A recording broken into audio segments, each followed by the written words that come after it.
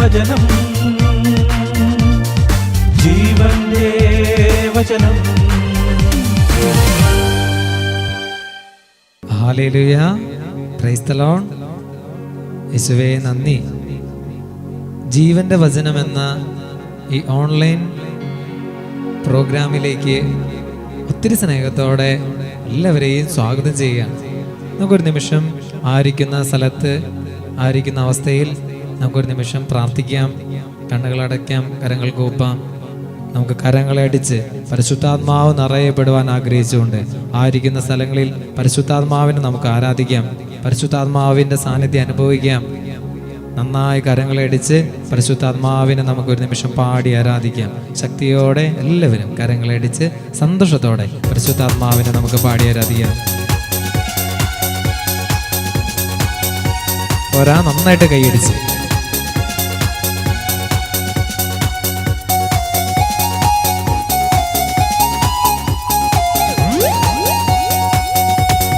പരിശുദ്ധാത്മാവേ ശക്തി പകർന്നിടണേ, പരിശുദ്ധാത്മാവേ ശക്തി പകർന്നിടണേ.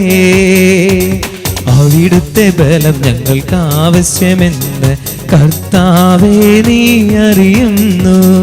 അവിടുത്തെ ബലം ഞങ്ങൾക്ക് ആവശ്യമെന്ന് കർത്താവേ നീ അറിയുന്നു. പരിശുദ്ധാത്മാവേ ശക്തി പകർന്നിടണേ. ശക്തിയോടെ പാടാം. പരിശുദ്ധാത്മാവേ ശക്തി പകർന്നിടണേ. നന്നായി കൈയടിച്ച് ആദ്യ നൂറ്റാണ്ടിൽ സഭയിൽ നിറഞ്ഞ അതേ പരിശുദ്ധാത്മാവിന്റെ സാന്നിധ്യം നമ്മുടെ ഇടയിലേക്ക്, നമ്മുടെ കുടുംബങ്ങളിലേക്ക് വരുന്ന സമയം ശക്തിയോടെ കരമടിച്ച് കർത്താവിന് നന്ദി പറഞ്ഞ് പരിശുദ്ധാത്മാവിന് വേണ്ടി പാടി പ്രാർത്ഥിക്കാം. ആദ്യ നൂറ്റാണ്ടിലെ അനുഭവം പോ അതിശയം ലോകത്തിൽ നടന്നിടുവാ. ആദ്യ നൂറ്റാണ്ടിലെ അനുഭവം പോ അതിശയം ലോകത്തിൽ നടന്നിടുവാ. ആദിയിലെന്ന പുലാത്മാവേ അധിക ബലം തരണേ. ആദിയിലെന്ന പുലാത്മാവേ അധിക ബലം തരണേ. കരങ്ങൾ ഉയർത്തിയടിച്ച് പരിശുദ്ധാത്മാവേ ശക്തി പകർന്നിടണേ. പരിശുദ്ധാത്മാവേ ശക്തി പകർന്നിടണേ. അവിടുത്തെ ബലം ഞങ്ങൾക്ക് ആവശ്യമെന്ന് കർത്താവേ നീ അറിയുന്നു. അവിടുത്തെ ബലം ഞങ്ങൾക്ക് ആവശ്യമെന്ന് കർത്താവേ നീ അറിയുന്നു. പരിശുദ്ധാത്മാവേ വചനം നൽകണമേ. പാടാം. പരിശുദ്ധാത്മാവേ വചനം നൽകണമേ. ശക്തിയോടെ പാടിക്കേ. പരിശുദ്ധാത്മാവേ വചനം നൽകണമേ.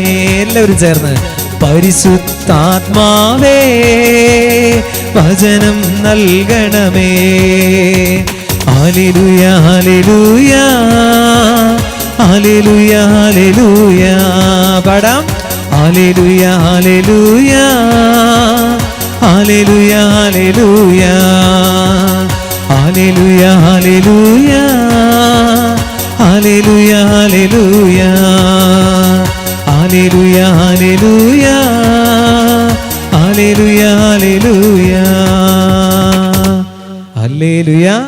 Price the lord. ദൈവമേ, അങ്ങയുടെ വേദപ്രമാണത്തിൽ അടങ്ങിയിരിക്കുന്ന അത്ഭുതമുള്ള വൻ കാര്യങ്ങളെ കാണുവാൻ തക്കവണ്ണം അടിയൻ്റെ കണ്ണുകളെ പ്രകാശിപ്പിക്കണമേ. ആമീൻ. ദൈവമേ, നിൻ്റെ കൃപയിൻ പ്രകാരം എന്നോട് കരുണ ചെയ്യണമേ. നിൻ്റെ കരുണയുടെ ബഹുത്വത്തിൻ പ്രകാരം എൻ്റെ പാപങ്ങളെ മായ്ച്ചു കളയണമേ. എൻ്റെ അനീതിയിൽ നിന്ന് എന്നെ നന്നായി കഴുകി എൻ്റെ പാപങ്ങളിൽ നിന്ന് എന്നെ വെടിപ്പാക്കണമേ. എന്നാൽ ഞാൻ എൻ്റെ കുറ്റങ്ങളെ അറിയുന്നു, എൻ്റെ പാപങ്ങൾ എപ്പോഴും എൻ്റെ നേരെ ഇരിക്കുന്നു. നിനക്ക് വിരോധമായി തന്നെ ഞാൻ പാപം ചെയ്തു, നിൻ്റെ സന്നിധിയിൽ തിന്മകളെ ഞാൻ ചെയ്തു. അതിനാൽ നിൻ്റെ വചനത്തിൽ നീതീകരിക്കപ്പെടും, നിൻ്റെ വിധിയിൽ നീ ജയിക്കും. എന്നാൽ അന്യായത്തിൽ ഞാൻ ഉത്ഭവിച്ചു, പാപത്തിൽ എൻ്റെ മാതാവ് എന്നെ ഗർഭം ധരിക്കുകയും ചെയ്തു. ദൈവമേ, സ്തുതി നിനക്ക് യോഗ്യമാകുന്നു. ബാരക്കുമോർ. ഒരു നിമിഷം കൂടെ നമുക്ക് പ്രാർത്ഥിക്കാം. പരിശുദ്ധനായ ഞങ്ങളുടെ ദൈവമേ, സ്വർഗീയ പിതാവേ, നിന്റെ ജീവനുള്ള വചനങ്ങളെ ധ്യാനിപ്പാൻ തക്കവണ്ണം ഒരു അവസരം കൂടെ കർത്താവേ നീ അടിയങ്ങൾക്കായി വേർതിരിച്ചതോർത്ത് നന്ദിയോടെ സ്തുതിക്കുന്നു. ഇന്ന് പ്രഭാതം മുതൽ ഈ നിമിഷം വരെയും വ്യാപരിച്ച ദൈവകൃപയ്ക്കായിട്ട് നന്ദിയോടെ സ്തോത്രം. കർത്താവെ, പാട്ടിലൂടെ, പ്രാർത്ഥനയിലൂടെ, വചന ശുശ്രൂഷയിലൂടെ ഇവിടെ പെയ്തിറങ്ങിയ ദൈവകൃപയ്ക്കായിട്ട് ഞങ്ങൾ നിന്നെ സ്തുതിക്കുന്നു. കർത്താവേ, അല്പസമയം കൂടെ നിന്റെ പാദവിടത്തിൽ അടിയങ്ങൾ വിനയത്തോടെ ചേർന്നിരിക്കട്ടെ.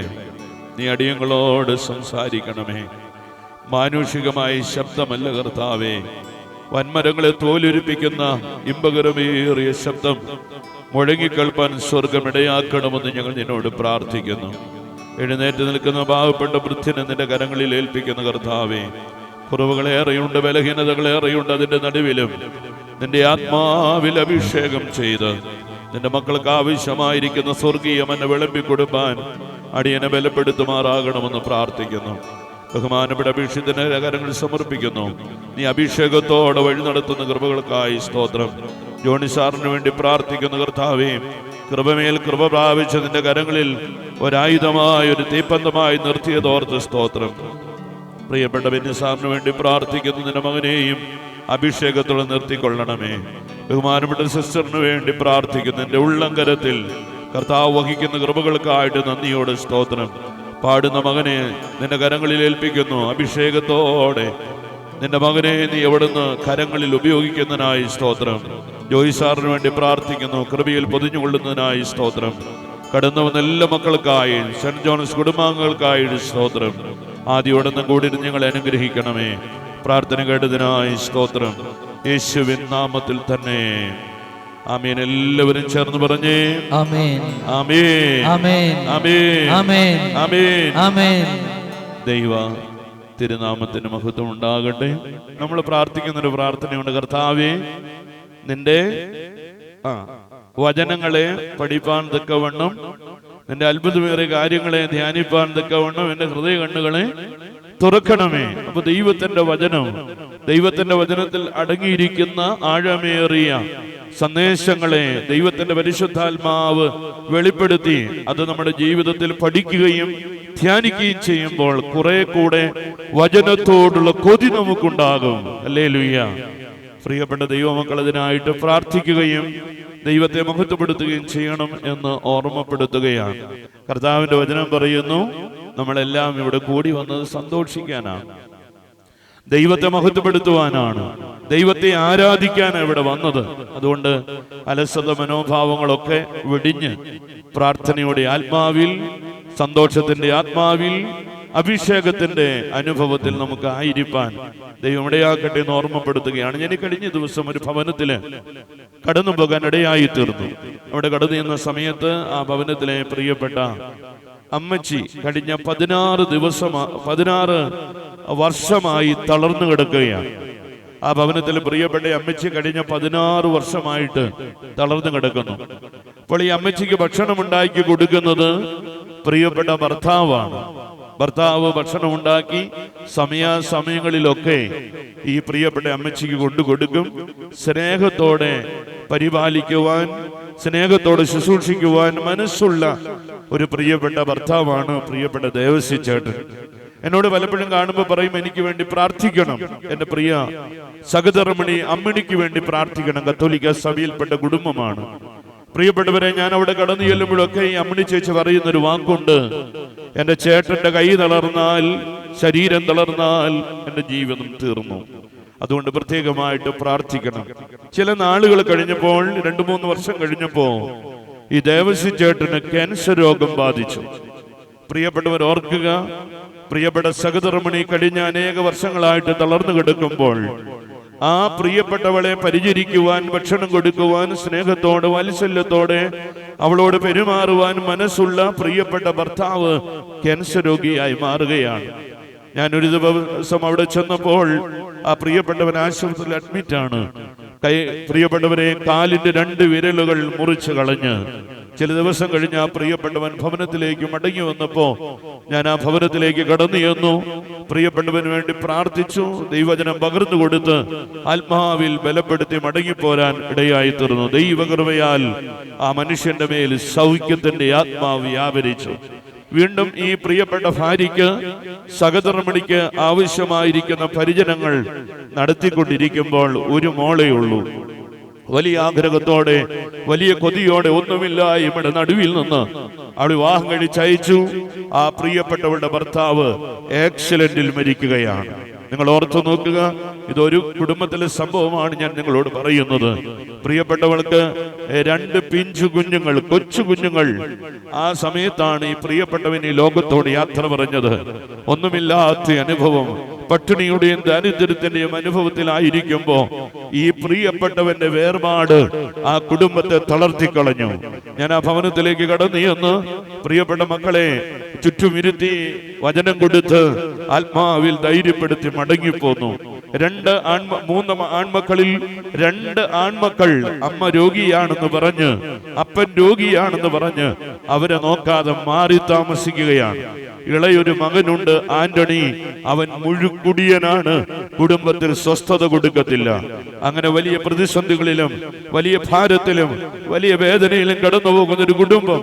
എന്നാൽ ഈ കഴിഞ്ഞ ദിവസം പെട്ടെന്ന് പ്രിയപ്പെട്ട ദേവസി ചേട്ടൻ, പ്രിയപ്പെട്ട ഭാര്യയെ ശുശ്രൂഷിച്ചുകൊണ്ടിരുന്ന മകൻ അപ്രതീക്ഷിതമായി ഈ ലോകത്തോട് യാത്ര പറയുകയാണ്.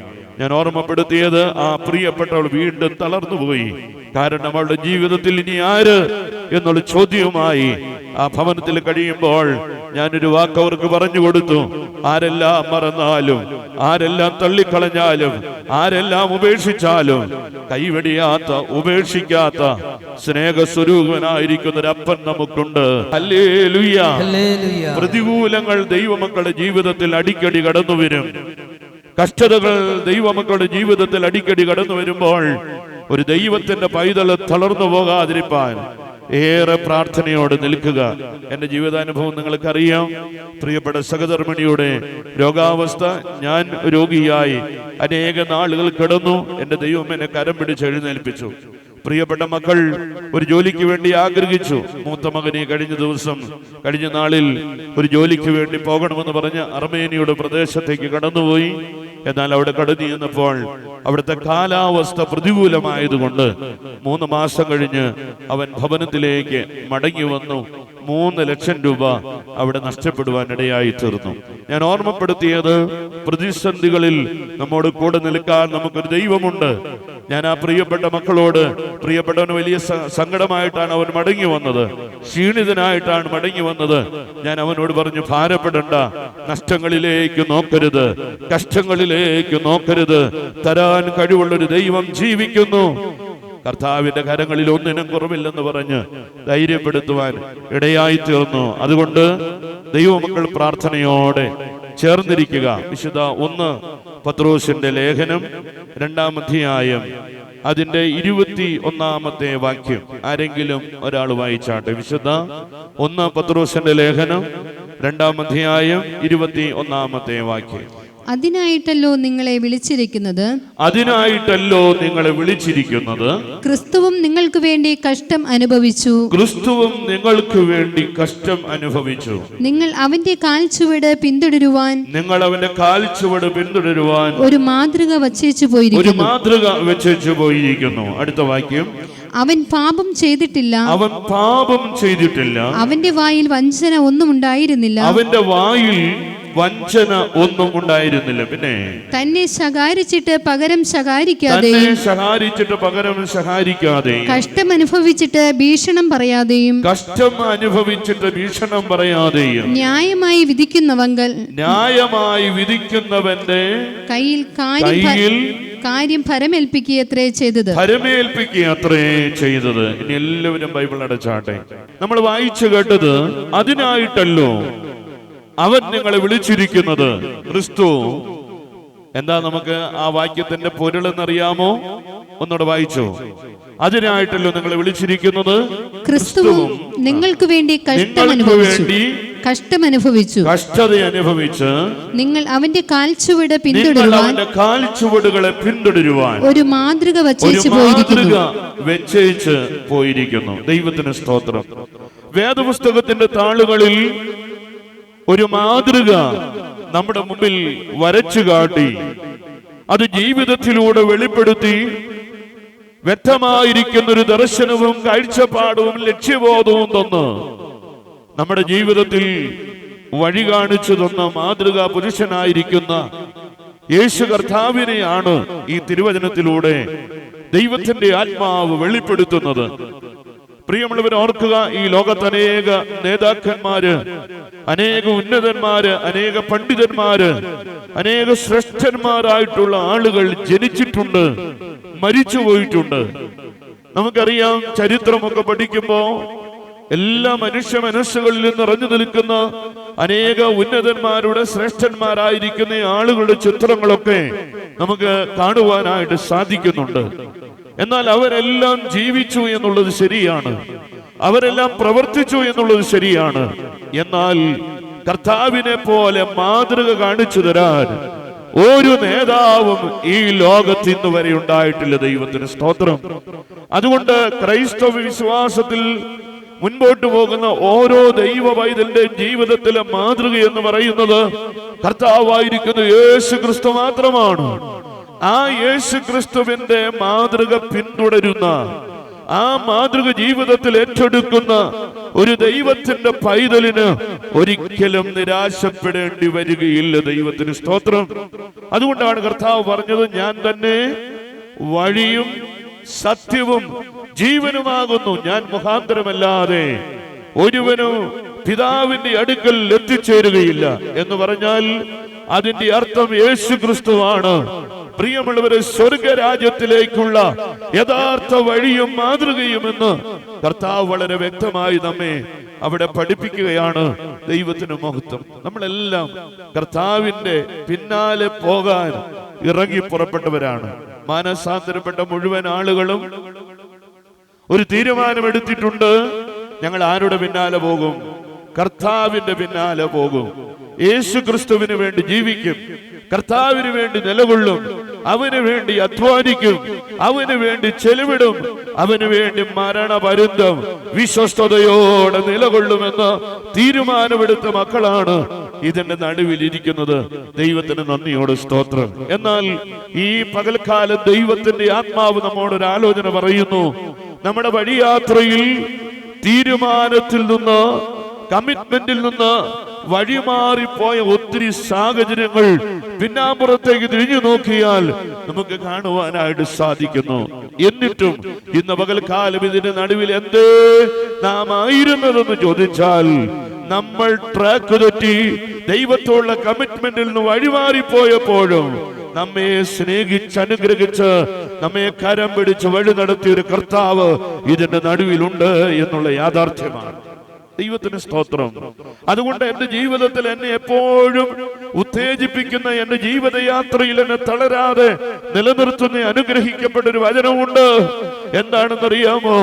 ദൈവത്തിൽ ആശ്രയിക്കുന്ന മക്കൾക്ക് ഒരു നന്മയ്ക്ക് പോലും മുടക്കം വരാതെ അത്ഭുതകരമായി ജയോത്സവമായി അവനെ വഴി നടത്തുന്ന ഒരു ദൈവമുണ്ടെന്നുള്ള ബോധ്യമാണ് വിശ്വാസ ജീവിത യാത്രയിൽ നമുക്ക് നിലകൊള്ളുവാനായിട്ട് സാധിക്കുന്നത്. ദൈവത്തിന് സ്തോത്രം.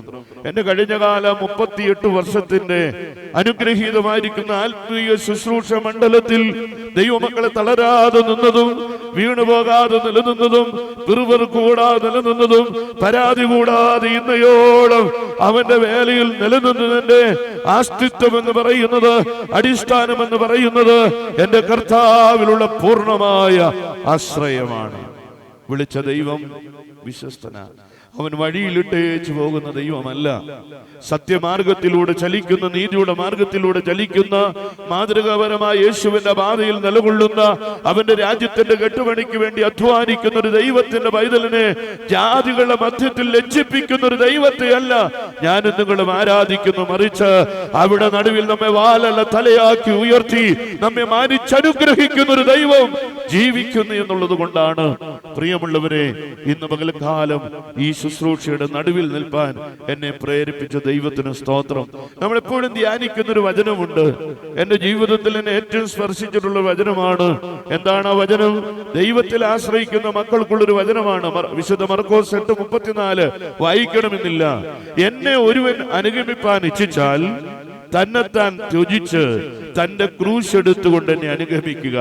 യേശുക്രിസ്തുവാകുന്ന മാതൃക പിന്തുടരുന്ന, ആ വഴിയിൽ നിലകൊള്ളുന്ന, ആ മാതൃകാപരമായ ജീവിതത്തിന് വേണ്ടി ഒരുങ്ങുന്ന ഒരു ദൈവവൈദ്യന്റെ ജീവിതത്തിൽ ഉണ്ടാകേണ്ട അനുഗ്രഹിക്കപ്പെട്ട ക്വാളിറ്റി എന്താണെന്ന് വചനം നമ്മെ പഠിപ്പിക്കുകയാണ്. സുവിശേഷകൻ അത് ഓർമ്മപ്പെടുത്തുകയാണ്. എന്റെ പിന്നാലെ വരുവാൻ ഇച്ഛിക്കുന്ന ആരെങ്കിലും ഉണ്ടെങ്കിൽ, ഈ മാർഗത്തിൽ നിൽക്കാൻ ആഗ്രഹിക്കുന്നവർ ആരെങ്കിലും ഉണ്ടെങ്കിൽ, തന്നെത്താൻ ത്യജിച്ച് തന്റെ ക്രൂശ് എടുത്തുകൊണ്ട് എന്റെ പിന്നാലെ വരിക. കരമുയർത്തി ഹല്ലേലൂയ പറഞ്ഞേ. പ്രിയപ്പെട്ടവരെ, കുരിശെടുത്തുകൊണ്ട് യേശുവിന്റെ പിന്നാലെ പോകാൻ, കുരിശെടുത്തുകൊണ്ട് അവന്റെ പാത പിന്തുടരുവാൻ, കുരിശെടുത്തുകൊണ്ട് അവന്റെ നാമത്തിന് വേണ്ടി നിലകൊള്ളുവാൻ, കുരിശെടുത്തുകൊണ്ട് അവന്റെ വിശ്വാസ ജീവിതത്തിൽ നിലകൊള്ളുവാൻ, കുരിശെടുത്തുകൊണ്ട് അവന് വേണ്ടി ഓടുവാൻ തയ്യാറുള്ളവനാണ് യഥാർത്ഥമായ യേശുക്രിസ്തുവിന്റെ പാത പിന്തുടരുന്നവനെന്ന് ദൈവത്തിന്റെ വചനം നമ്മെ ഓർമ്മപ്പെടുത്തുകയാണ്. എന്താണ് കുരിശ്? പല ആളുകളും ചിന്തിക്കുന്നത്, പ്രിയമുള്ളവരെ, മലയാറ്റൂർ മലയിലേക്കും കനകമലയിലേക്കും ഒക്കെ ആളുകൾ കയറി പോകുമ്പോൾ കുരിശും ചുമന്നുകൊണ്ടാ പോകുന്നത്. ഭാരമേറിയ കുരിശ്. പല ആളുകളും ചിന്തിക്കുന്ന ആ കുരിശ് ചുമക്കുന്ന കാര്യമാ ബൈബിളിൽ രേഖപ്പെടുത്തി വെച്ചതെന്നാണ്. ഞാൻ കുരിശിനെ ഒരിക്കലും ചെറുതായി കാണുന്നില്ല. കുരിശിനെ മാനിക്കണം, അതിന്റെ മഹത്വം നമ്മൾ തിരിച്ചറിയണം. കുരിശിലൂടെ, കാൽവറി കുരിശിലൂടെ നമ്മിലേക്ക്, ഈ ലോകത്തിലേക്ക് ഒഴുകിയ ദൈവ സ്നേഹത്തിന്റെ മർമ്മം നമ്മൾ തിരിച്ചറിയണം. എന്നാൽ ആ കുരിശ് ചുമക്കുന്ന കാര്യമല്ല കർത്താവ് പറഞ്ഞത്. ജീവിതത്തിന്റെ ജീവിതയാത്രയിൽ, മരുഭൂമി യാത്രയിൽ ഒരു ദൈവത്തിന്റെ ജീവിതത്തിൽ കടന്നു വരുന്ന കഷ്ടതയാകുന്ന ക്രൂശെടുത്തുകൊണ്ട് അവനെ അനുഗമിപ്പാൻ മനസ്സുള്ളവരായി മാറുമ്പോഴാണ് ഈ യാത്ര സുഗമമായി തീരുന്നത്. നമ്മളെല്ലാവരും പാടും, അക്കരയ്ക്ക് യാത്ര ചെയ്യും സിയോൻ സഞ്ചാരി, ആ ഓളങ്ങൾ കണ്ടു നീ ഭയപ്പെടേണ്ട. എത്ര മനോഹരമായ പാട്ട്! നമ്മളെല്ലാവരും കൈയടിച്ച് പാടുന്നൊരു പാട്ടാണ്. പക്ഷെ ഓന്തിനെ കണ്ടാൽ നമ്മൾ ഓടി രക്ഷപ്പെടും എന്നുള്ളത് വേറെ കാര്യം. നമ്മൾ പാടുന്ന തന്നെ ഓളങ്ങൾ കണ്ടു നീ ഭയപ്പെടേണ്ട, കാറ്റിനെയും കടലിനെയും ശാന്തമാക്കിയൊരു ദൈവം നമ്മോട് കൂടെയുണ്ട്. ഹല്ലേലൂയ. പാട്ടുകാരൻ തന്റെ ജീവിതത്തിൽ പാടുകയാണ്, കാറ്റിനെ ശാന്തമാക്കിയ, കടലിനെ ശാന്തമാക്കിയൊരു ദൈവം എന്റെ കൂടെയുണ്ട് എന്നുള്ള ബോധ്യം ദൈവത്തിന്റെ വചനത്തിലൂടെ ദൈവാത്മാവ് നമുക്ക് നൽകുകയാണ്. അതുകൊണ്ട് കർത്താവായ യേശുക്രിസ്തു നമുക്ക് കാണിച്ചു തന്ന മാതൃക പിന്തുടരുവാൻ ആഗ്രഹിക്കുന്ന ഒരു ദൈവത്തിന്റെ പൈതൽ ക്രൂശെടുത്തുകൊണ്ട് അവനെ അനുഗമിപ്പാൻ തയ്യാറാവുക. വീണ്ടും നമ്മൾ ഫിലിപ്പിയ ലേഖനം വായിക്കുമ്പോൾ കാണുന്നുണ്ട്, 2-ാം അധ്യായം 5-ാമത്തെ തിരുവചനം. എന്താ? ക്രിസ്തുവേശുവിലുള്ള സ്വഭാവം നിങ്ങളിൽ ഉണ്ടാകണം. യേശുക്രിസ്തുവിന്റെ മാതൃക പിന്തുടരുവാൻ ജീവിതത്തിൽ ആഗ്രഹിച്ച സമർപ്പണത്തോടെ ഇറങ്ങി പുറപ്പെട്ടിരിക്കുന്ന, ആ പാതയിൽ നിലകൊള്ളുന്ന ഒരു ദൈവവൈതലിൽ ആ കർത്താവിന്റെ സ്വഭാവം, യേശുക്രിസ്തുവിലുള്ള ഭാവം തന്നെ നിങ്ങളിൽ ഉണ്ടായിരിക്കണമെന്ന് തിരുവചനം നമ്മെ ഓർമ്മപ്പെടുത്തുകയാണ്. ഹല്ലേലൂയ. ക്രിസ്തുവിന്റെ സ്വഭാവങ്ങളെ ഒന്നും പഠിപ്പിക്കാൻ ഞാൻ ഈ പകൽക്കാലം മുതിരുന്നില്ല. നമുക്കെല്ലാവർക്കും അറിയാം, യേശുക്രിസ്തു നമ്മുടെ ജീവിതത്തിൽ വെളിപ്പെടുത്തി തന്നതായിരിക്കുന്ന ആത്മീക മൂല്യങ്ങൾ, ആത്മീക സ്വഭാവത്തിന്റെ അടിത്തറ എന്താണെന്ന് ഒത്തിരി ധ്യാനിച്ചിട്ടുള്ള ദൈവത്തിന്റെ മക്കളാണ് ഞാനും നിങ്ങളുമെങ്കിൽ, ക്രിസ്തുവേശുവിലുള്ള ഭാവം തന്നെ ദൈവമക്കളിൽ ഉണ്ടാകണം. അപ്പനിലുള്ള സ്വഭാവം മക്കളിലുണ്ടാകണം. അപ്പന്റെ സ്വഭാവം മക്കളിലുണ്ടാകണം. പലപ്പോഴും അപ്പന്റെ സ്വഭാവം മക്കളിൽ കാണാറില്ല. ഒരിക്കലും ഞാൻ എവിടെയോ പ്രസംഗിച്ചപ്പോൾ പറഞ്ഞു, അപ്പന്മാരുടെ സ്വഭാവം, പിതാക്കന്മാരുടെ സ്വഭാവം മക്കളിൽ ഉണ്ടാകണമെന്ന് പ്രസംഗിച്ചിറങ്ങി വന്നപ്പോ അവിടെ ഇരുന്നൊരു പ്രിയപ്പെട്ട ചെറുപ്പക്കാരൻ എന്റെ അടുത്ത് വന്നിട്ട് ചോദിച്ചു, അപ്പന്റെ സ്വഭാവം മക്കളിൽ ഉണ്ടാകുമെങ്കിൽ ഞങ്ങളൊക്കെ പണ്ടേ വഴിപിഴച്ച് പോയേനെ. എന്നിട്ട് അവൻ എന്നോട് പറഞ്ഞു, എന്റെ അപ്പന്റെ സ്വഭാവം എന്നിലുണ്ടായിരുന്നെങ്കിൽ ഞാൻ ഇന്നിവിടെ വരത്തില്ല. എന്റെ അപ്പനൊരു മുഴുകുടിയരും നിരീശ്വരവാദിയുമാണ്. ദൈവത്തിന് സ്തോത്രം. ഞാൻ ആ കുഞ്ഞിനോട് പറഞ്ഞു, മോനെ, ഈ ഭൂമിയിൽ ജന്മം തന്ന അപ്പന്റെ കാര്യമല്ല ഞാൻ പ്രസംഗിച്ചത്. കാൽവറിയിൽ നിനക്ക് വേണ്ടി ചങ്കില ചോര ഊറ്റി തന്ന് നിന്നെ വീണ്ടെടുത്ത പ്രാണപ്രിയനായിരിക്കുന്ന ജീസസ്, യേശുവിനെ കുറിച്ചാണ് ഞാൻ പറഞ്ഞത്.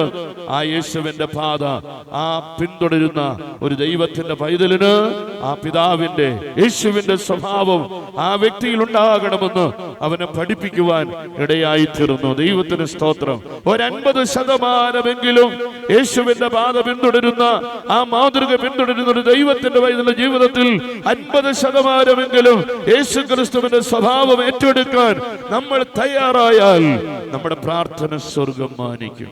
Hallelujah, hallelujah. അതുകൊണ്ട് നമ്മൾ യേശു ക്രിസ്തുവിന്റെ മാതൃക പിന്തുടരുവാൻ വിളിക്കപ്പെട്ടവരാണ്. മൂന്നാമതായി നമ്മൾ കാണുന്നത് എന്താണെന്നറിയാമോ? നമ്മൾ ജീവിക്കുന്നത് ആർക്ക് വേണ്ടിയാകണം? 2 കൊരിന്ത്യർ ലേഖനം 5-ാം അധ്യായം 14-ാമത്തെ വാക്യം വീട്ടിൽ പോയി വായിച്ചാൽ, നാം ജീവിക്കുന്നത് ലോകത്തിന് വേണ്ടിയാകരുത്. നാം ജീവിക്കുന്നത് പ്രിയമുള്ളവരെ ലോകത്തിന് വേണ്ടിയാകരുത്. നാം ജീവിക്കുന്നത് ഭാര്യയ്ക്ക് വേണ്ടിയാകരുത്. നാം ജീവിക്കുന്നത് ഭർത്താവിന് വേണ്ടിയാകരുത്. നാം ജീവിക്കുന്നത് മക്കൾക്ക് വേണ്ടിയാകരുത്.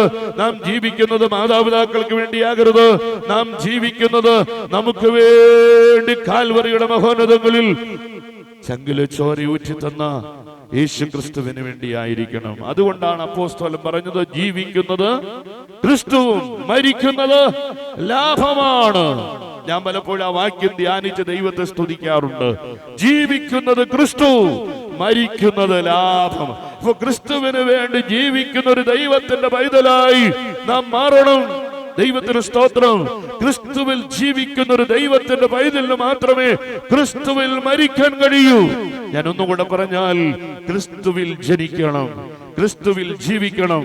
ക്രിസ്തുവിൽ അങ്ങനെയുള്ളവർക്ക് മാത്രമേ മരിക്കാനായിട്ട് സാധിക്കത്തുള്ളൂ. ദൈവത്തിന് സ്തോത്രം. അതുകൊണ്ട് കർത്താവ് നമുക്കൊരു മാതൃക വെച്ചിരിക്കുകയാണ്.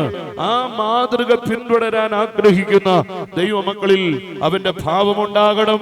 അവന് കർഷതയാകുന്ന ക്രൂശെടുക്കണം. അവൻ യേശുവിന് വേണ്ടി ജീവിക്കുന്നവനാകണം. കർത്താവായ യേശു ക്രിസ്തുവിന്റെ ആ വലിയ സന്ദേശം നമ്മുടെ ഹൃദയത്തിൽ ഒരിക്കലും നമുക്ക് മറക്കാനിടയായി തീരരുത്. ഞാൻ ഈ കഴിഞ്ഞ ദിവസം ചെന്നിത്തല പള്ളിയിൽ കൺവെൻഷനായിട്ട് കടന്നു ചെന്നു. പ്രിയപ്പെട്ടവരെ, ചെന്നിത്തല പള്ളിയിൽ കൺവെൻഷനായിട്ട് കടന്നു ചെന്ന സമയത്ത് ഭോപ്പാലിന്റെ മണ്ണിൽ 2 വർഷക്കാലം കർത്താവിന്റെ ശുശ്രൂഷയിലായിരുന്ന സമയത്ത് അവിടുത്തെ ആദിവാസി ഊരുകളില് അനേകയിടങ്ങളിലൊക്കെ കർത്താവിന്റെ മഹത്വകരമേറിയ ശുശ്രൂഷ നിർവഹിപ്പാൻ ഭാഗ്യം ലഭിച്ചപ്പോ അന്ന് നമ്മുടെ പള്ളിയിലെ ട്രസ്റ്റിയായിരുന്ന പ്രിയപ്പെട്ട ബിജു അങ്കിൾ ഇന്ന് അവിടുത്തെ ജോലിയെല്ലാം കഴിഞ്ഞ് റിട്ടയർഡ് ആയിട്ട് ആ പ്രിയപ്പെട്ടവൻ മടങ്ങി ഇപ്പോൾ ഈ നാട്ടിൽ വന്ന് ചെന്നിത്തലയിൽ വന്ന് അവിടെ താമസം ഉറപ്പിച്ചു. അപ്പോൾ ഞാൻ അവിടെയാണ് താമസിച്ചത്. ഞങ്ങൾ തമ്മിൽ വലിയ ബന്ധമാണ്. കർത്താവിന്റെ ശുശ്രൂഷയിൽ ഞങ്ങൾ അന്ന് കാലഘട്ടങ്ങളിൽ ഞങ്ങളെ ഏറെ സഹായിച്ചൊരു വ്യക്തിയാണ്.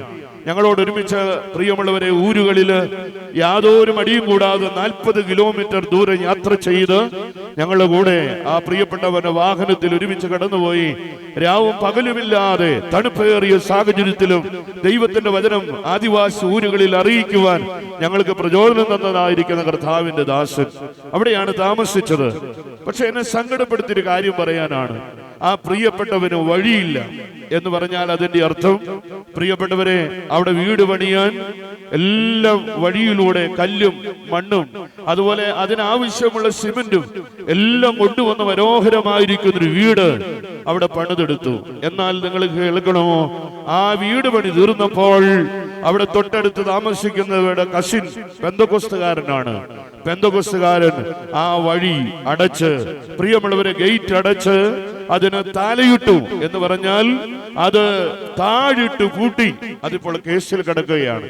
ഞാൻ അവിടെ ചെന്ന സമയത്ത് കണ്ടതായിരിക്കുന്ന ഒരു കാര്യം, ആ വഴിയെല്ലാം കാട് പിടിച്ച് കിടക്കുകയാണ്. ഞാൻ ഇതിനു മുമ്പ് ഈ പെന്തക്കോസ്തുകാരന്റെ വീട്ടിൽ അവൻ നമ്മുടെ സഭയിലായിരുന്ന സമയത്ത് അവിടെ യോഗം വെച്ചപ്പോ പോയി പ്രസംഗിച്ചിട്ടുണ്ട്. മിടുക്കനാണ്, കഴിവുള്ളവനാണ്. ഇന്ന് പെന്തക്കോസ്തിലേക്ക് പോയി. സ്വന്തം സ്നേഹിതനാണ്, സ്വന്തം അനുജനാണ് ഈ ബിജു അങ്കിൾ.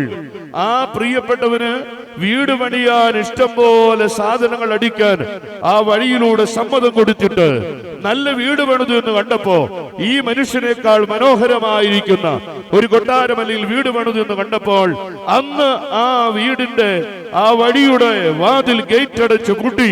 ഇത് കേസിൽ കിടക്കുകയാണ്. ഈ പ്രിയപ്പെട്ടവർ ഇന്ന് പോകുന്നത് വേറൊരാളുടെ മുറ്റത്തോടെ കയറിയാണ്.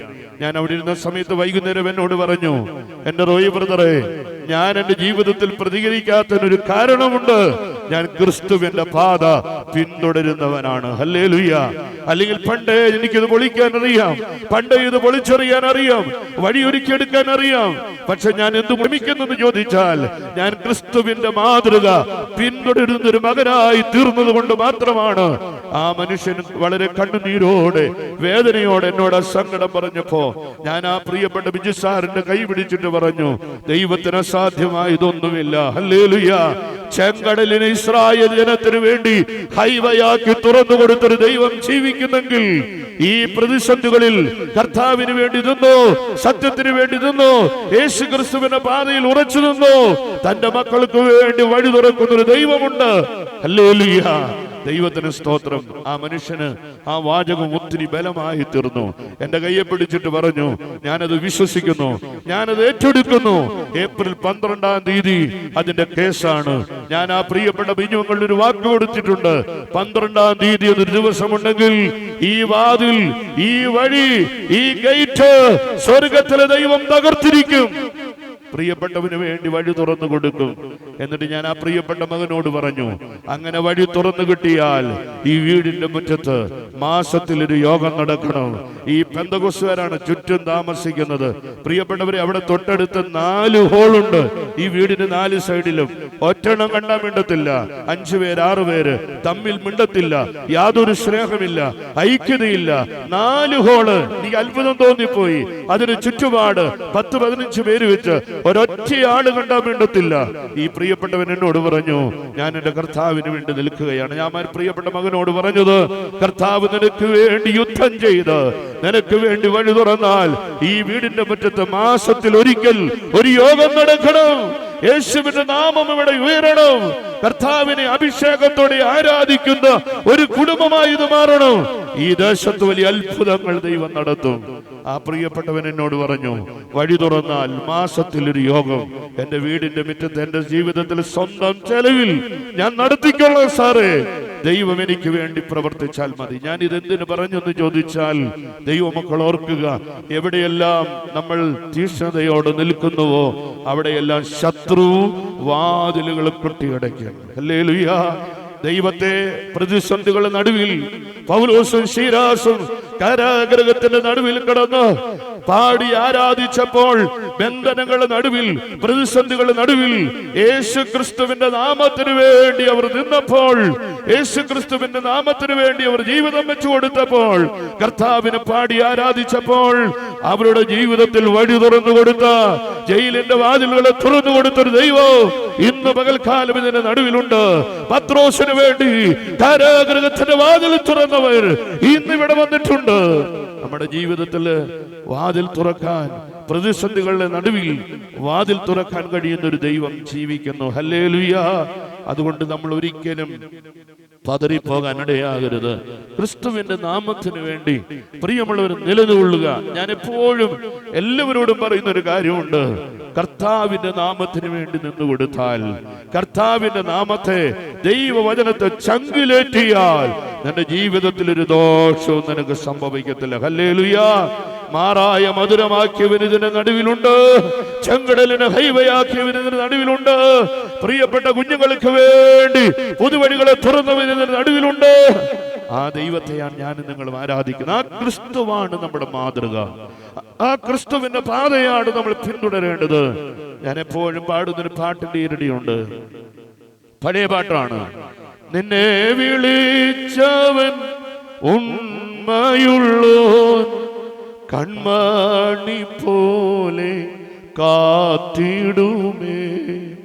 നിന്നെ വിളിച്ചവൻ ഉണ്മയുള്ളോൻ, കൺമണി പോലെ കാത്തിടുമേ. അന്ത്യം വരെ വഴുതാതെയവൻ താങ്ങി നടത്തിയിടും പൊൻകരത്താൽ. അന്ത്യം വരെ വഴുതാതെയവൻ താങ്ങി നടത്തിയിടും പൊൻകരത്താൽ. അഴലേറും ജീവിതമരുവിൽ നീ തളരുകയോ ഇനി സഹജേ അഴലേറും ജീവിത മരുവിൽ നീ തളരുകയോ ഇനി സഹജേ. ക്ഷീണമുള്ളവരൊക്കെ കരമുയർത്തൊരു ഹല്ലേലൂയ പറഞ്ഞേ. എല്ലാവരും ക്ഷീണത്തിലാണ്. ദൈവത്തിന് സ്തോത്രം. ഹല്ലേലൂയ. നീ തമ്പിമാറാടി അച്ഛനല്ല, തൃശ്ശൂർക്കാരൻ റോയി ബ്രദർ അല്ല, ജോണി ബ്രദർ അല്ല. ഏതച്ഛൻ പ്രസംഗിച്ചാലും ഏത് ദൈവദാസൻ പ്രസംഗിച്ചാലും പ്രിയമുള്ളവരെ, നമ്മുടെ ജീവിതത്തിൽ പലപ്പോഴും ക്ഷീണമാണ്. ക്ഷീണമകറ്റുവാൻ ദൈവത്തിന് കഴിയും. അതുകൊണ്ടാണ് അപ്പോസ്തലൻ പറഞ്ഞത്, എന്നെ ശക്തനാക്കുന്നവന് മുഖാന്തരം ഞാൻ സകലത്തിനും മതിയാകുന്നു. ഹല്ലേലൂയ. നമ്മെ ശക്തീകരിക്കുന്ന ദൈവത്തിന്റെ ആത്മാവാണ്, ദൈവത്തിന്റെ പരിശുദ്ധാത്മാവാണ്. അതുകൊണ്ട് ഞാൻ എപ്പോഴും പറയും, ദൈവവചനത്തിന് മുമ്പിൽ ഇരുന്ന് ഉറങ്ങുന്നതിനേക്കാൾ മറ്റൊരു ഭാവമില്ല. അത് അലസത മനോഭാവമാണ്. ഹല്ലേലൂയ, ഹല്ലേലൂയ, ഹല്ലേലൂയ. കർത്താവായിരിക്കുന്ന യേശു തമ്പുരാൻ നമുക്കൊരു മാതൃക വെച്ചു പോയിരിക്കുന്നു.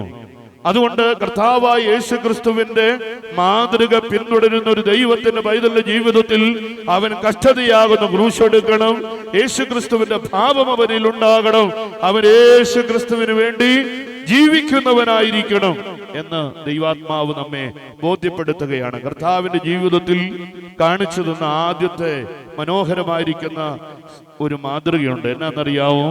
അതൊന്ന് വായിച്ചാട്ടെ. വിശുദ്ധ ലൂക്കോസ് എഴുതിയ സുവിശേഷം 20-ാം അധ്യായം 1 മുതലുള്ള വാക്യങ്ങൾ, 1-2 വാക്യങ്ങൾ വേഗത്തിൽ വായിക്കാം. വിശുദ്ധ ലൂക്കോസ് എഴുതിയ സുവിശേഷം അതിന്റെ 20-ാം അധ്യായം 1 മുതലുള്ള വാക്യം വേഗത്തിൽ വായിച്ചാട്ടെ. ആ ദിവസങ്ങളിൽ ഒന്നിൽ അവൻ ദൈവാലയത്തിൽ ജനത്തോട് ഉപദേശിച്ചു സുവിശേഷം അറിയിക്കുമ്പോൾ മഹാപുരോഹിതന്മാരും ശാസ്ത്രിമാരും മൂപ്പന്മാരുമായി അടുത്തുവന്ന് അവനോട്, നീ എന്ത് അധികാരം കൊണ്ട് ഇത് ചെയ്യുന്നു? നീ എന്ത് അധികാരം കൊണ്ട് ഇത് ചെയ്യുന്നു? ഈ അധികാരം നിനക്ക് തന്നതാര്?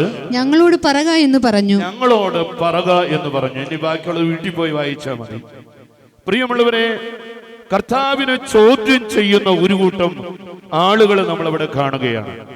ഞാൻ ഈ നാളുകളിൽ ഓർക്കാറുണ്ട്, ഏറ്റവും കൂടുതൽ സുവിശേഷകരെ ചോദ്യം ചെയ്യുന്ന ഒരു കാലഘട്ടമാണിത്. എവിടെ ചെന്നാലും ചിലർ ചോദിക്കാറുണ്ട്, ഐഡന്റിറ്റി കാർഡ് ഉണ്ടോ? എന്നോട് പിണങ്ങരുതട്ടോ. ഐഡന്റിറ്റി കാർഡ് ഉണ്ടോ? എവിടെയാ പഠിച്ചത്? ഏത് ബൈബിൾ കോളേജിലാണ് പഠിച്ചത്? പുത്തൻകുരിശിൽ 2 വർഷക്കാലം പഠിച്ചതിന്റെ കാർഡുണ്ടോ എന്നൊക്കെ ചോദിക്കുന്ന ഒരു കാലഘട്ടത്തിലാണ് ഞാനും ജോണി സാറൊക്കെ നിൽക്കുന്നത്. ദൈവത്തിന് സ്തോത്രം. എന്ത് അധികാരം കൊണ്ട് ഇത് ചെയ്യുന്നു? ഇത് ആരോട് ചോദിച്ചെന്നറിയാവോ? പാവപ്പെട്ട എന്നോടും ജോണി സാറിനോടൊന്നും അല്ല. ആരോട് ചോദിച്ചേ? സുവിശേഷമായവൻ, വചനമായവൻ, സൗഖ്യദായകൻ, അത്ഭുതത്തിന്റെ ഉടയവനായവർ, ലോകത്തിന്റെ ചരിത്രത്തിൽ സകല മാനവജാതിയുടെ വീണ്ടെടുപ്പുകാരനായി പിതാവാം ദൈവത്താൽ ഈ ഭൂമിയിലേക്ക് അയക്കപ്പെട്ട പുത്രനാം ദൈവത്തെ ചോദ്യം ചെയ്യുകയാണ്. നിനക്ക് അധികാരം തന്നതാര്? ദൈവത്തിന് സ്തോത്രം. അച്ഛനെ ഇവിടെ ഇരുത്തിക്കൊണ്ടൊരു കാര്യം പറ. അച്ഛൻ എന്നോട് പിണങ്ങരുത്.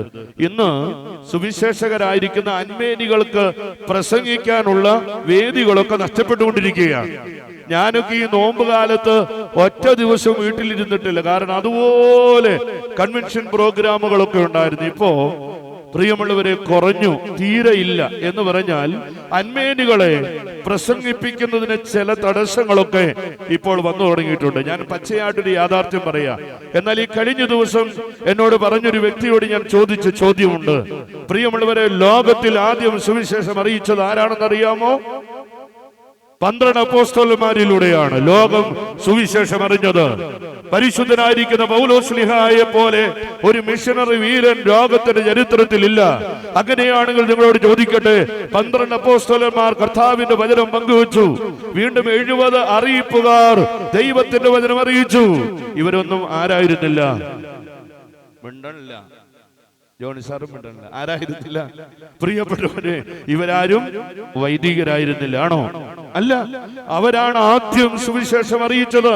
ഈ സത്യം ഞാൻ ആ വ്യക്തിയോട് തുറന്നു പറഞ്ഞപ്പോ ആ വ്യക്തി എന്നോട് പറഞ്ഞു, ഇത് ആദ്യമായിട്ട് കേൾക്കുക സാർ, ഇപ്ര കാര്യം മനസ്സിലായത്, ഇനി ഞാൻ മറ്റുള്ളിടത്ത് ഇതൊക്കെ പറഞ്ഞോളാന്ന് പറഞ്ഞു. ഇത് പലർക്കും അറിയത്തില്ല. അതുകൊണ്ട് ദൈവത്തിന്റെ വചനം പ്രസംഗിക്കുന്ന സുവിശേഷകരെ ചോദ്യം ചെയ്യുന്ന, അധികാരത്തെ ചോദ്യം ചെയ്യുന്ന, ഐഡിക്കാരനെ ചോദ്യം ചെയ്യുന്ന ഈ ആധുനിക യുഗത്തിൽ ഞാൻ സന്തോഷിക്കുന്നത് ഈ വചനം വെച്ചാണ്. എന്റെ കർത്താവിനെ ചോദ്യം ചെയ്ത ലോകത്ത് ഞാനും നിങ്ങളും സുവിശേഷ വേല ചെയ്യുന്നത്, കൂട്ടായ്മ ആചരിക്കുന്നത്, ദൈവത്തെ ആരാധിക്കുന്നത്, ഹല്ലേലൂയ വിളിക്കുന്നത്, ദൈവത്തെ സ്തുതിക്കുന്നതിന് എത്രയോ പേർക്ക് അലർജിയുണ്ട്.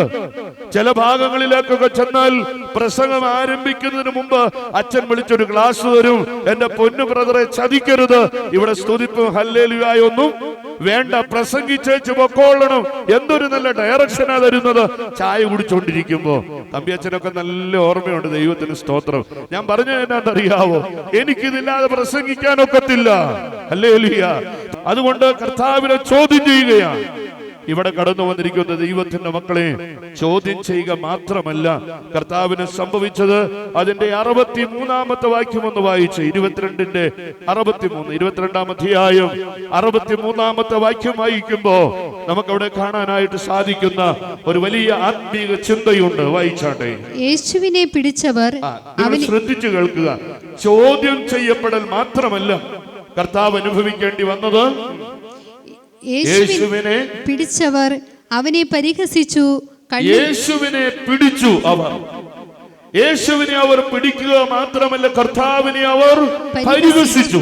കണ്ണുകെട്ടി തല്ലി. പ്രവചിക്കാൻ നിന്നെ അടിച്ചവർ ആർ എന്ന് ചോദിച്ചു. നിന്നെ അടിച്ചത് ആർ എന്ന് ചോദിച്ചു. മതി, ഒന്നുകൂടെ വായിച്ച് സഹോദരി. എന്റെ ജീവിതത്തെ ഏറ്റവും കൂടുതൽ തട്ടി ഉണർത്തിയ സ്പർശിച്ചൊരു വചനമാണത്. ഒന്നുകൂടെ വായിച്ചു, എല്ലാവരും കേൾക്കട്ടെ. യേശുവിനെ പിടിച്ചവർ അവനെ പരിഹസിച്ചു. ഒന്ന് നിർത്തിക്കേ.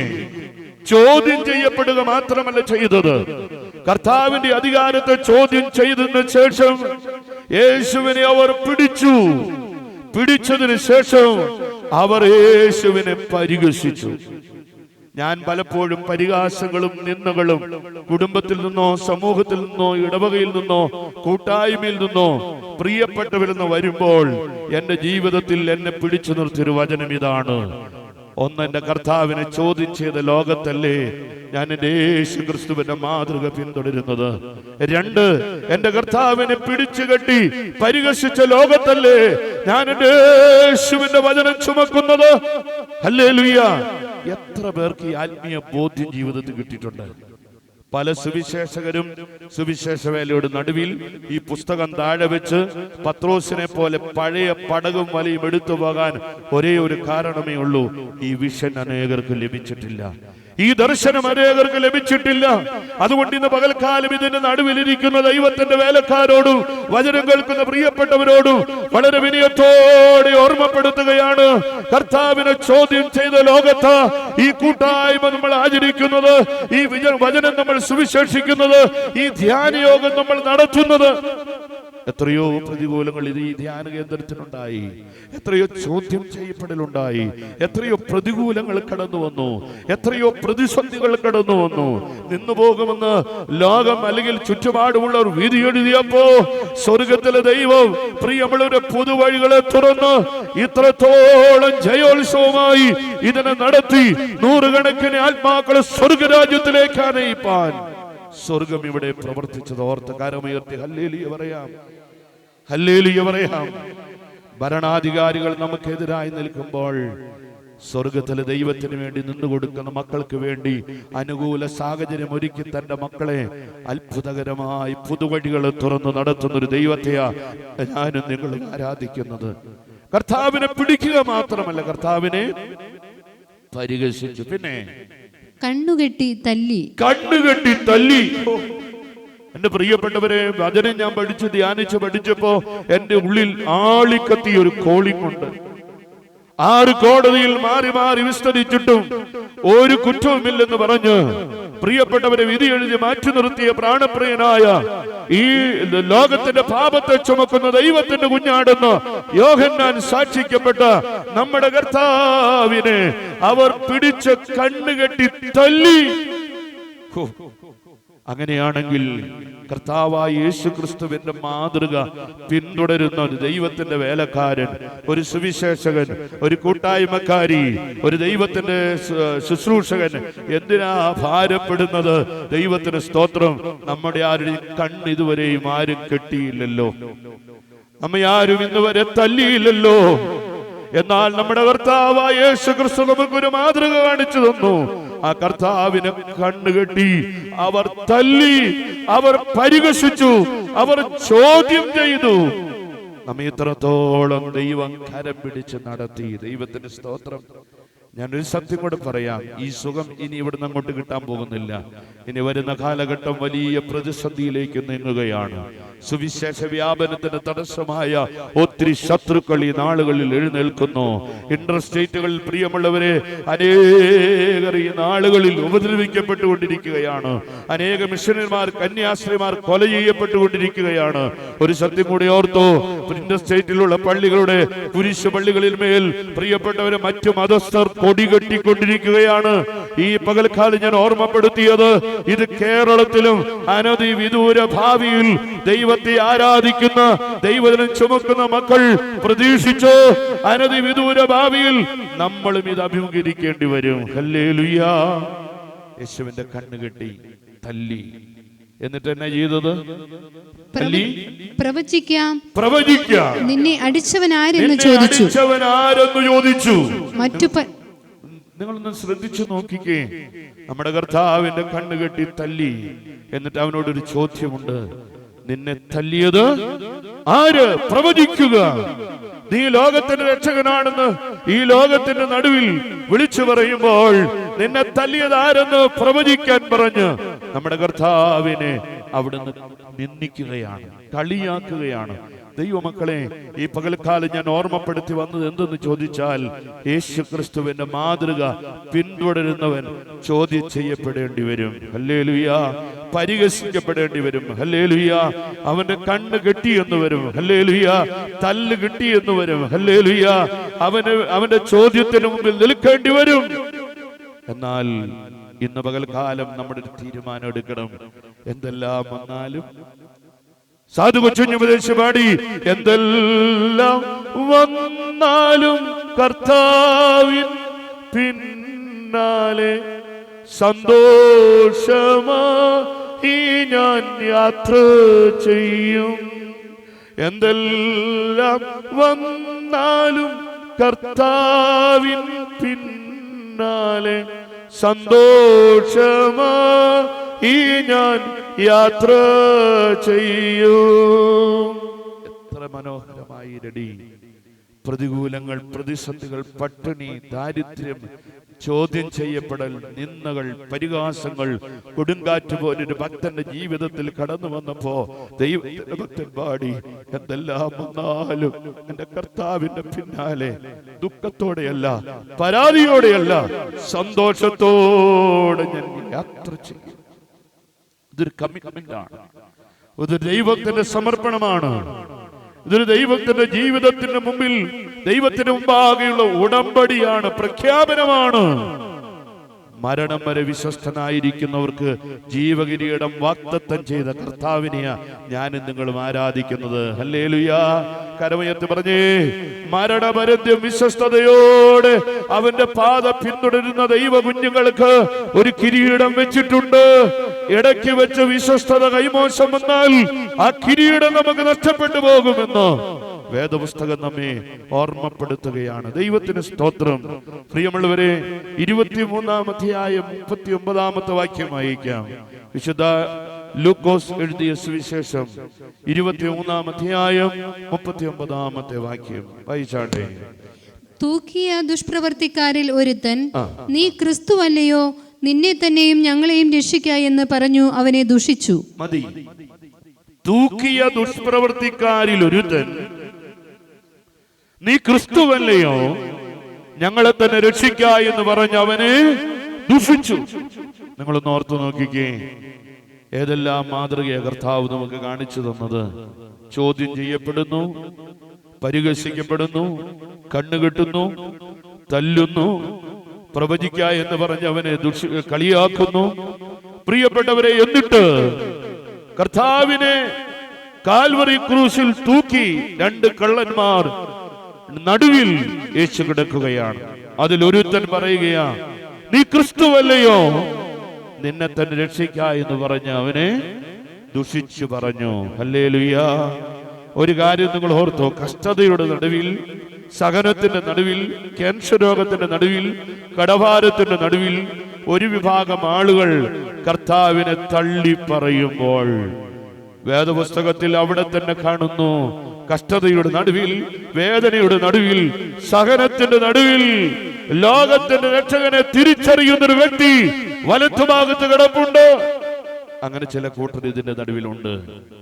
ജീവിതത്തിന്റെ പ്രതിസന്ധികളിൽ ഈ മനുഷ്യനെ പോലെ കർത്താവിനെ ദുഷിക്കുന്ന ആളുകൾ, ഇത്രയും നാള് നിനക്ക് വേണ്ടി ജീവിച്ചിട്ട്, കൂട്ടായ്മ ആചരിച്ചിട്ട്, ധ്യാനയോഗത്തിന് പോയിട്ട്, കുമ്പസാരം നടത്തി, വിശുദ്ധ കുർബാന അനുഭവിച്ച്, മറ്റുള്ളവർക്ക് വേണ്ടി സൽക്കർമ്മങ്ങൾ ചെയ്തിട്ട്, എന്റെ കർത്താവേ, എന്റെ ജീവിതത്തിൽ എന്തേ ഇങ്ങനെയെന്ന് ചോദിച്ച് യേശുവിനെ ദുഷിക്കുന്ന ആരെങ്കിലും ഇന്ന് രാത്രികാലം ഇതിന്റെ നടുവിലുണ്ടെങ്കിൽ ദൈവമക്കൾ തിരിച്ചറിയണം, ജീവിതയാത്രയിൽ നമ്മൾ കർത്താവിനെ ദുഷിക്കരുത്.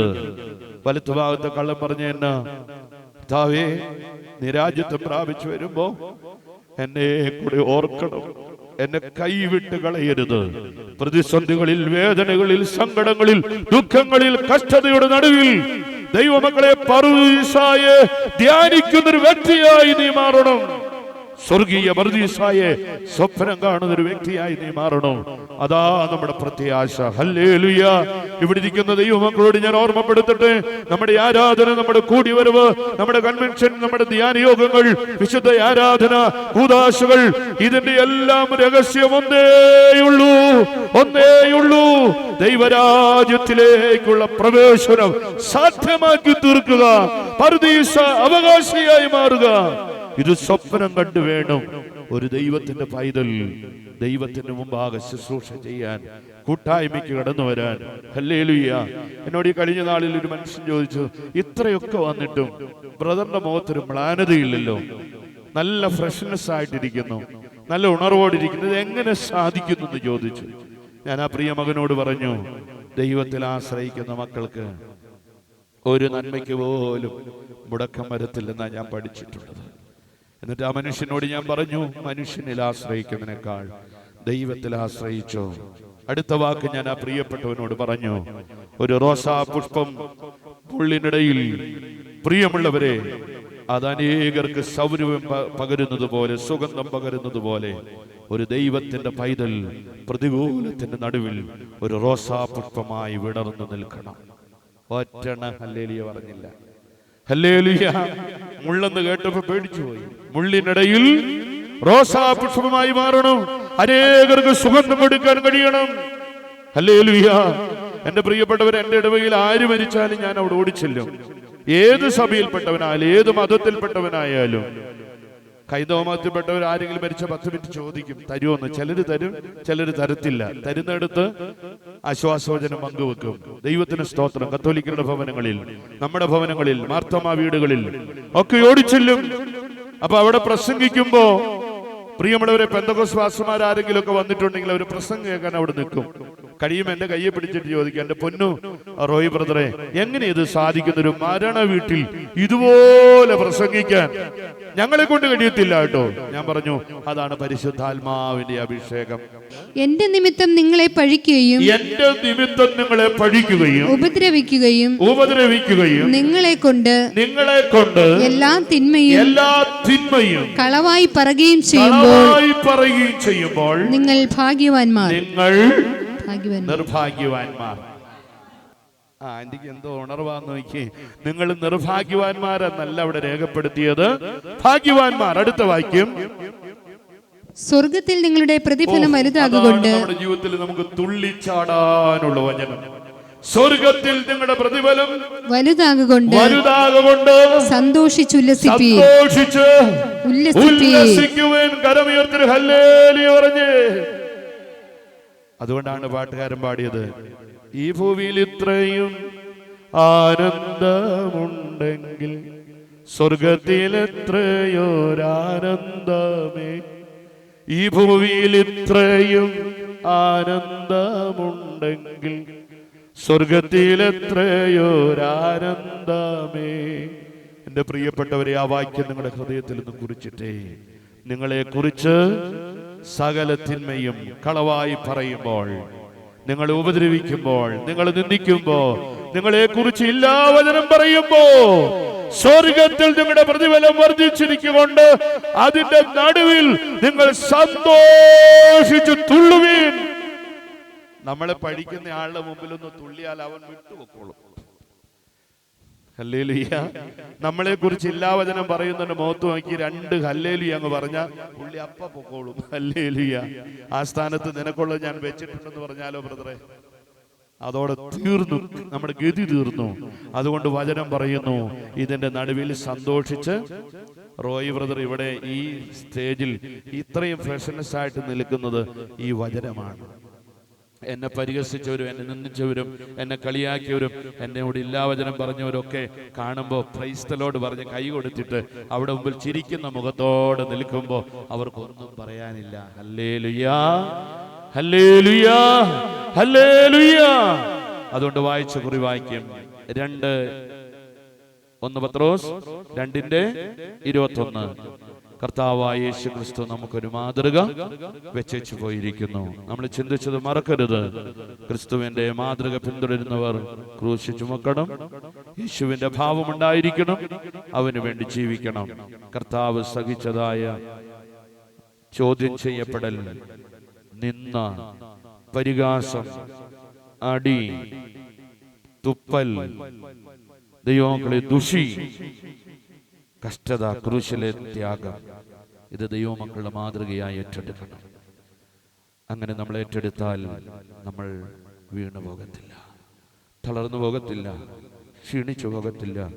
നമ്മെ വിളിച്ച ദൈവം അക്കരയോളം നമ്മെ കൈപിടിച്ച് നടത്തി ഈ മരുഭൂമി യാത്രയിൽ പട്ടുപോകാതെ ദൈവരാജ്യത്തിന്റെ മഹത്വത്തിലേക്ക് നമ്മെ കരം പിടിച്ചുയർത്തി തേജസ്സിന്റെ വാടാത്ത കിരീടം ചൂടിക്കുന്നൊരു ദിവസം നമ്മുടെ മുമ്പിൽ നമുക്ക് സ്വപ്നം കാണാം. അതിനെ ഈ കൂടിവരവ്, അതിനെ ഈ ധ്യാനയോഗം ദൈവത്തിന്റെ ആത്മാവിടെ ആക്കട്ടെ. ഒരു നിമിഷം നമുക്ക് എഴുന്നേറ്റ് നിൽക്കാം. എഴുന്നേറ്റ് നിന്നാട്ടെ, എല്ലാവരും എഴുന്നേറ്റ് നിന്നേ.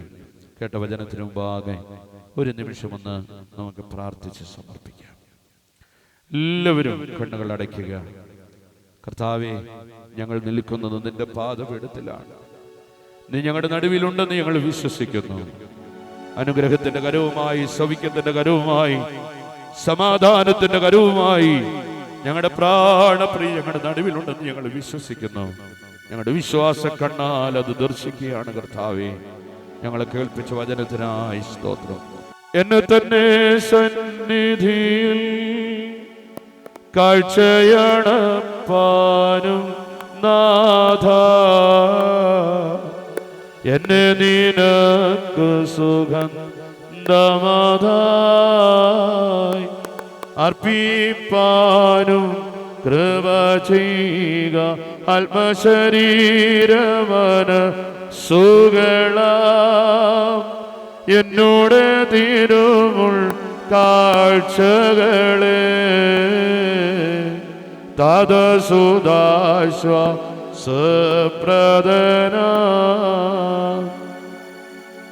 അൻപോടു കൈക്കൊണ്ടിടണമേ. കരുണയുള്ള ദൈവമേ, സ്വർഗീയ പിതാവേ, ഞങ്ങൾക്ക് തന്നെ കൂട്ടായ്മയ്ക്കായി സ്തോത്രം. ഞങ്ങളെ കേൾപ്പിച്ച വിലയേറിയ വചനങ്ങൾക്കായി സ്തോത്രം. വചനം കേട്ട് തങ്ങളെ തന്നെ ചതിക്കുന്നവരായി തീരാതെ ക്രിസ്തുവിന്റെ മാതൃക പിന്തുടരുവാൻ കർത്താവേ, നീ ഞങ്ങളെ സഹായിക്കണമെന്ന് പ്രാർത്ഥിക്കുന്നു. ഞങ്ങൾ മടങ്ങി പോകുമ്പോൾ കൂടിയിരിക്കണം. ഞങ്ങളുടെ ഭവനങ്ങളെ അനുഗ്രഹിക്കണം. നിന്റെ വരവിനാടി ഞങ്ങളെ വിശുദ്ധീകരിക്കണം. പ്രാർത്ഥന കേട്ടതിനായി സ്തോത്രം. യേശുവിൻ നാമത്തിൽ തന്നെ ആമേൻ. പിതാവാം ദൈവത്തിന്റെ സ്നേഹവും ഏകജാതനായ പുത്രന്റെ കൃപയും പരിശുദ്ധ റൂഹായുടെ സംബന്ധവും സഹവാസവും നാം എല്ലാവരോടും കൂടെയും ഓരോ ഭവനങ്ങളോടുകൂടെയും കോതമംഗലം സെൻറ് ജോൺസ് മിഷൻ ധ്യാന കേന്ദ്രത്തിൻ്റെ തുടർന്നുള്ള എല്ലാ ശുശ്രൂഷകളോടുകൂടെയും ഇന്നും എന്നാളും ഉണ്ടായിരിക്കുമാറാകട്ടെ. ആമേൻ.